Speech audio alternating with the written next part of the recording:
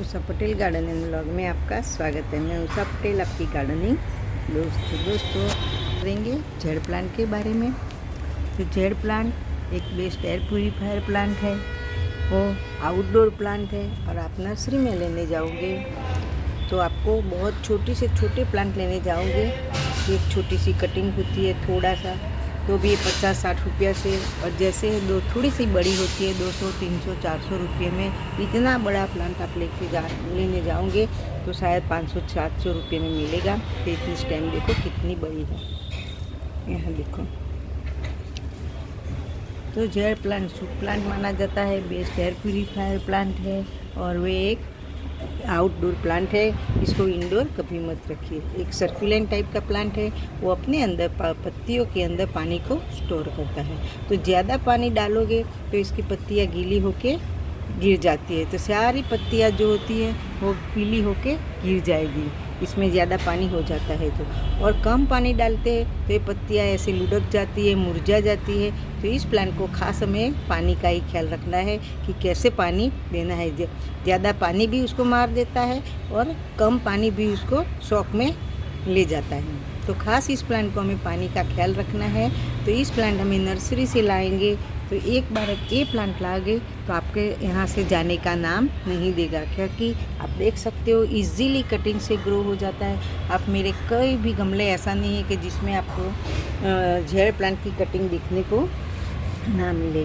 यहाँ देखो कोई भी प्लांटर में आप देखोगे मेरे पॉट में, तो सबसे पहले जेड प्लांट की कटिंग मिलेगी ही मिलेगी।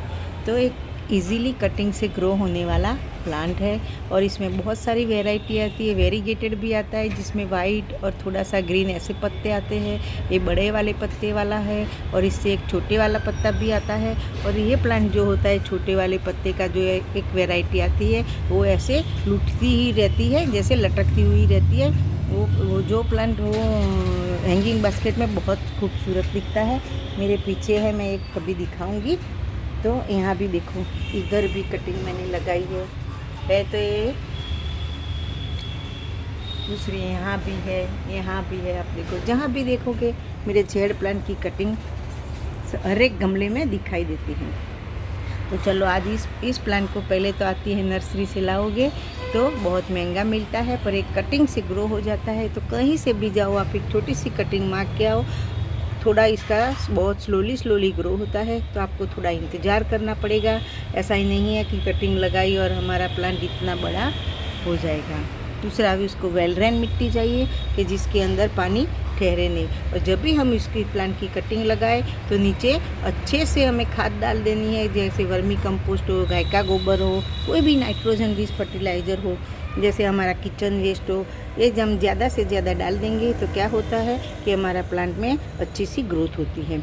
जब गर्मियों की मौसम होती है तो हमें उसको वर्मी कंपोस्ट और गाय का गोबर ऐसी ही खाद देनी है। पर जब ठंड की मौसम होती है, बारिश की मौसम होती है, तो आप इसको DAP, NPK और यूरिया, कोई भी आप ऐसी खाद डाल सकते हो कि ठंड की मौसम में उसको ऐसी खाद डालने से कि जिसमें नाइट्रोजन ज़्यादा है, तो ये प्लांट अच्छे से ग्रोथ करता है। खास तो हमें पानी का भी ख्याल रखना है कि नहीं पानी उसको ज़्यादा देना है और नहीं कम। फिर आता है गमला। जब छोटा सा का प्लांट हो हमारा, ऐसे देखो ये यहाँ दिख रहे हो, तो छोटे से गमले में लो। बड़ा प्लांट है तो बड़े गमले में। जब छोटा प्लांट होता है और हम गमला बड़ा दे देते हैं तो क्या होता है कि हमारा प्लांट में मिट्टी ज़्यादा होती है, फिर पानी ज़्यादा होगा, फिर खाद भी ज़्यादा होगी, और हमारा प्लांट जो खाना पानी सब पचा नहीं पाएगा और बेचारा बीमार हो जाएगा और शायद मर जाएगा। तो हमें गमले को भी खास ख्याल रखना है, मिट्टी का भी गमला लेना है, और छोटा प्लांट छोटा गमला, बड़ा प्लांट बड़ा गमला।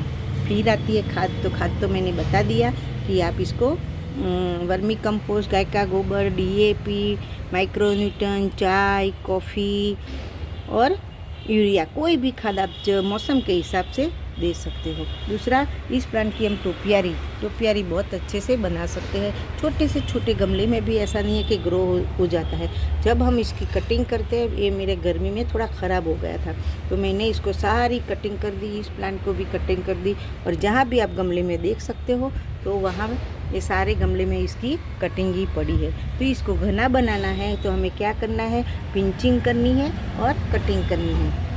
पिंचिंग का मतलब ये है कि आप इसके ऊपर की दो जो है ये इतनी छोटी सी नई, जितनी नई पत्तियाँ ऊपर से आ रही है हम इसको बार बार पिंचिंग करते रहते हैं तो क्या होता है कि हमारा प्लांट ऐसा घना बनता है। और काट देने से क्या होता है कि हमारा प्लांट जब ख़राब हो जाता है तो हम कटिंग करने से तो हमारा प्लांट भी सर्वाइव कर पाएगा और हमें और कटिंग भी मिल जाएगी, जिससे हमारे नए नए प्लांट हम तैयार कर सकते हैं। तो बस आप इस प्लांट की कहीं से भी कटिंग लेके आ जाओ। इसकी टोपियारी भी बहुत अच्छी से बनती है। मैंने पहले बनाई थी पर बहुत गर्मी की वजह से ख़राब हो गई। आज फिर से मैंने शुरू की है कि यहाँ मैंने 2 कटिंग इधर लगाई दी, इधर लगाई और आप देख सकते हो इधर भी लगाई है और एक इधर भी। तो इधर से देखो बहुत अच्छे से जब इसकी टोपियारी थोड़ी सी ऊपर जाएगी फिर मैं आपको बताती हूँ कि कैसी कितनी सुंदर दिखती है। और मैं आपको दिखाऊँ कि छोटे से छोटे गमले में देखो यहाँ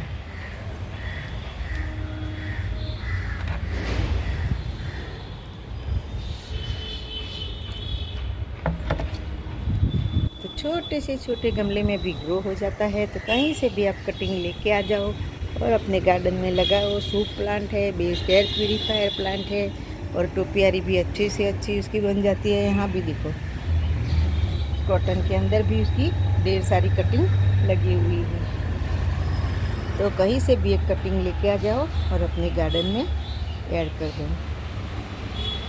तो चलो फिर मिलेंगे कुछ नए टॉपिक के साथ। Bye bye.